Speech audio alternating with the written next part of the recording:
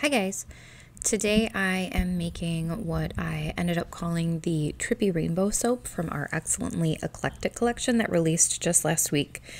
And this soap was almost my second soap fail in a row. I had made this one right after I made the Spa Day soap that Miss Primrose had designed.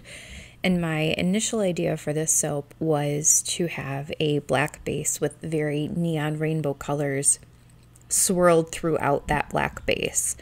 And that unfortunately is not what happened at all. On this soap, I decided to use a fragrance that I, again, had never worked with in a soap before. I had used it for other products, but not in a soap.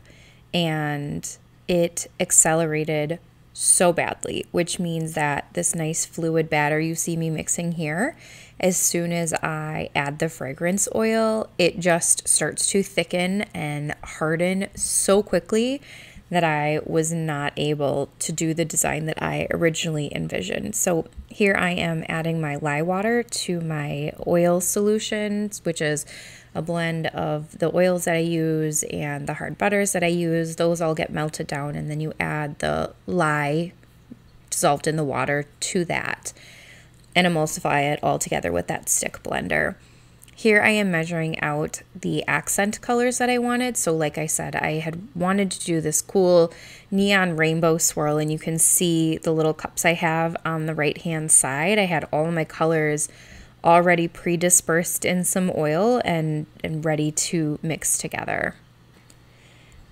I'm pouring out 6 containers here of my little accent colors, so one for each color of the rainbow, and then the rest of my batter I'm going to leave in that bigger container. That's going to be my black base. I'm being really fussy here about trying to make sure everything is so even. I was trying to be such a perfectionist about this soap because I just had like this perfect picture in my mind of what it was going to end up looking like. So in goes my black colorant. And it had been sitting for a while, so I'm remixing it with my little popsicle stick here, just to get everything out of that little cup. I ended up, shortly after this video, buying these tiny little silicone spatulas because I was so sick of fighting to get all of that colorant out. So in future videos, you'll see my little baby spatulas come out. And I knew enough to hand mix the color in with this purple spatula. The reason for hand mixing the color in before you add your fragrance oil is to make sure that you have the color that you want. Black's a pretty basic color, but especially if you're trying to make more of the custom colors, you add your colorant in first, mix it all together, make sure it's the color you want, and then go ahead and add your fragrance oil. And that is just in case, you know, crazy stuff happens, like your fragrance oil makes your soap batter completely seize up and not be able to do the design you want. Fancy that. I want you guys to keep this picture in your mind of how nice and fluid and flowy that batter was, because you'll be able to see the very stark contrast that happens later. Next, I am going to dump all of my little containers of color into my different pitchers for the accents. I will play some nice music and be back in a minute.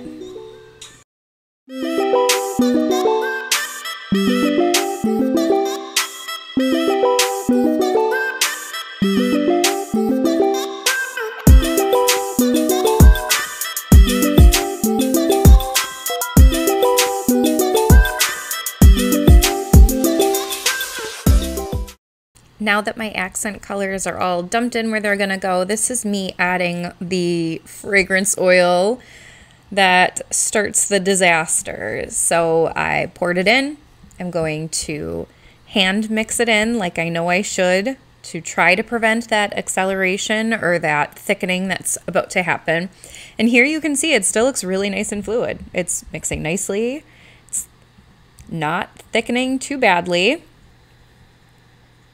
I'm just trying to make sure I scrape all the sides of my pitcher so that nothing gets left behind or misses anything. Once I am satisfied with that, it's taking me forever. I'm not really sure why, but once I'm satisfied with that, I'm going to pour that into the bottom of my mold. The black was to go first, my plan was, and then I was going to basically drop the other accent colors in from a picture from up high. And you will see in a moment why that didn't work. I'm scraping all the black out, not out, but to the bottom of this picture because I was going to come back after I dropped the accent colors in. My plan was to come back, put more of that black on top, and then drizzle a little bit more of the accent color on top to make it like a swirl with all the colors on the top. Here I have elapsed time about 4 minutes. So you guys can see how quickly this soap batter went from beautifully fluid to completely rock solid. It really only took 4 minutes. I'm mixing all of those accent colors here before I had just kind of dropped the color in, but now I'm taking my spatula, mixing it by hand, making sure all of the colorant is dispersed within that soap batter. And the reason that I'm coming back after I poured the black to mix the color is because I was worried with such a small amount of the soap batter. If I would have mixed that colorant in at the same time that I did the black colorant, I didn't know if that extra mixing was going to make it solidify to the point where I couldn't do the design that I wanted.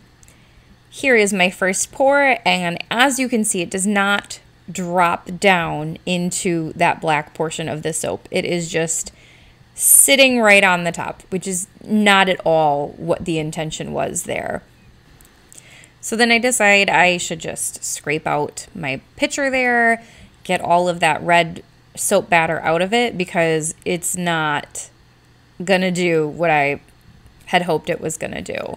So instead of being able to drop my colors in and then put the black and then a little more color on top and make it nice and swirly on the top, I'm just trying to get the soap in as much as I can.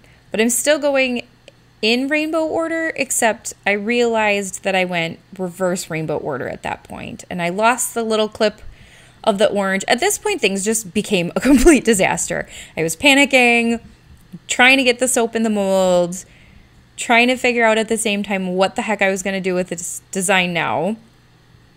I'm not really sure at which point in the middle of pouring all these colors I realized that I did the rainbow opposite of what I had wanted to do. I think it was closer towards the end. But the colors are still really pretty at this point. I got a nice yellow going in. I think the worst part was that all of the colors of the rainbow came out perfectly the way I envisioned them, which does not always happen when you're pouring soap colors. Sometimes they can do wonky things and do color morphs and shifts, or certain fragrance oils will make your colorant turn weird colors.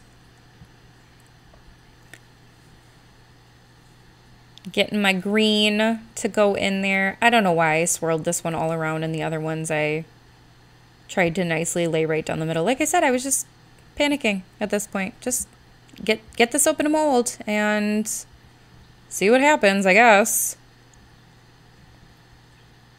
Scraping for dear life, as if it really mattered at that point.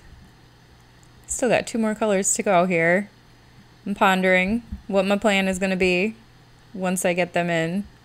And then the blue I poured really, really nicely. I was worried that the colors, if I kept panic pouring, were going to start to mix too much into each other. Because, you know, some of those colors, if you mix them together, the complementary colors, they can turn to brown. And I was like, well, I definitely don't need brown inside of my already disaster of a soap. So trying to be more careful at this point, I guess. Also, I get done with this one and I'm not sure why I bothered wiping my spatula either, because all the colors are going into the same mold. This is not my best soap making excursion. I am being so messy on top of just all the things. Look, the moral of this entire story, if you are a soap maker and you are watching this video, the moral of the entire story is maybe do a test run of your fragrance before you decide to just dump it into your soap batter. Or at the very least, most of the websites, at least of the manufacturers that I order my fragrance oils from, will list test notes. So does it accelerate? Does it discolor? They tell you these things. I did not read any of that. I just picked a random fragrance oil because I liked the way that it smelled.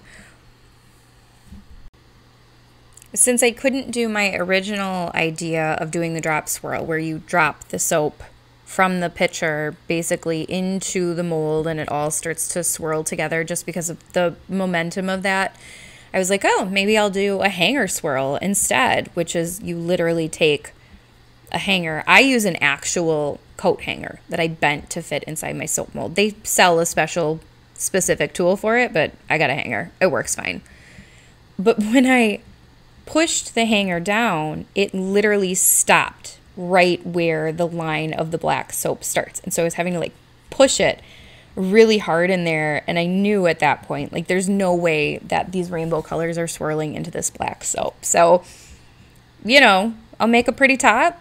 I guess something on the soap will be pretty. So when I do my swirls, I usually just grab the back of a paintbrush. And depending on how thick or thin or like what I kind of want my swirls to look like determines what size of paintbrush back I will use. After the soap has sat for 18 to 24 hours, sometimes a little bit longer, sometimes a little bit shorter, I will cut it. Here's my first cut. I'm pausing to look to see what in the heck did I actually end up with and decide, you know, it's not terrible. So I keep cutting it.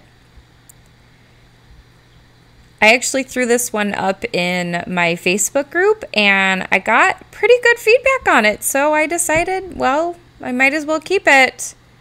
Tell me what you guys think down in the comments.